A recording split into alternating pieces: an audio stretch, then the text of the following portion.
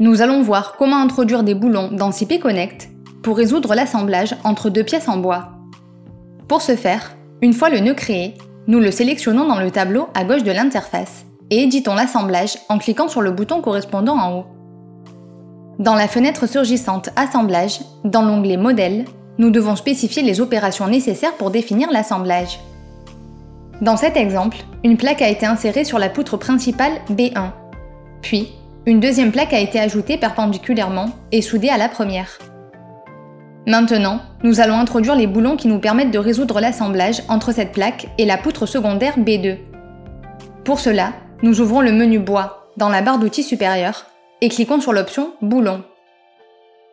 Dans le premier menu déroulant, nous choisissons si le boulon connecte un élément en acier et une pièce en bois, deux éléments en acier et une pièce en bois intermédiaire, une seule pièce en bois et un élément en acier intermédiaire, comme dans notre cas, ou deux pièces en bois différentes et un élément en acier intermédiaire.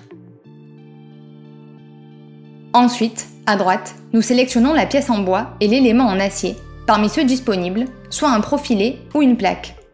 Dans ce cas, il s'agit de la poutre B2 et la plaque 2.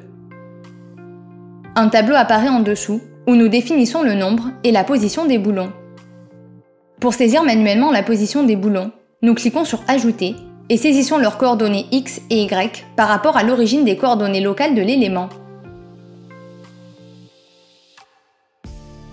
Avec les outils de la partie supérieure, nous pouvons copier, effacer, déplacer ou supprimer tous les éléments du tableau.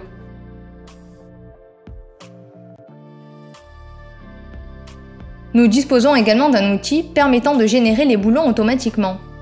L'image d'aide qui apparaît en cliquant dessus montre les axes locaux de l'élément, le rouge étant l'axe X et le vert l'axe Y. Dans les différents champs, nous pouvons écrire le nombre de fils et de colonnes de boulons, la séparation initiale entre les fils et les colonnes, ainsi que la séparation entre chaque fil et entre chaque colonne. Ensuite, nous définissons le type de boulon. En cliquant sur le bouton à droite, nous pouvons sélectionner la série et le diamètre parmi ceux disponibles. Nous acceptons pour confirmer. Si souhaité, nous pouvons cliquer sur le bouton avec le nom de la série et du diamètre pour modifier ses caractéristiques. Parmi elles, en haut, se trouve la référence de la série et du diamètre nominal. Par ailleurs, nous pouvons modifier le diamètre de la tige, le diamètre de la tête et l'épaisseur de la tête.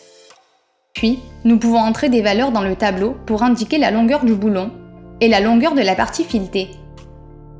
Nous définissons également les paramètres de l'écrou et de la rondelle utilisés dans des éléments en bois et acier, y compris la référence de la série et du diamètre nominal, ainsi que les valeurs du diamètre extérieur, du diamètre intérieur et de l'épaisseur pour chaque élément. Nous pouvons aussi ajouter un contre-écrou sur le boulon en activant la case correspondante. Dans la section suivante, nous indiquons le matériau du boulon. De la même manière, en cliquant sur le bouton à droite, nous pouvons sélectionner un matériau parmi ceux disponibles et accepter.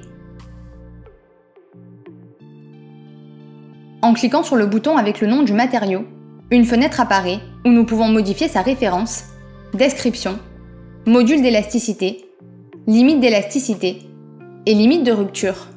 Enfin, nous définissons le jeu entre le boulon et l'élément en acier et le jeu entre le boulon et la pièce en bois. Pour finir, nous pouvons activer la dernière case pour inverser le sens du boulon.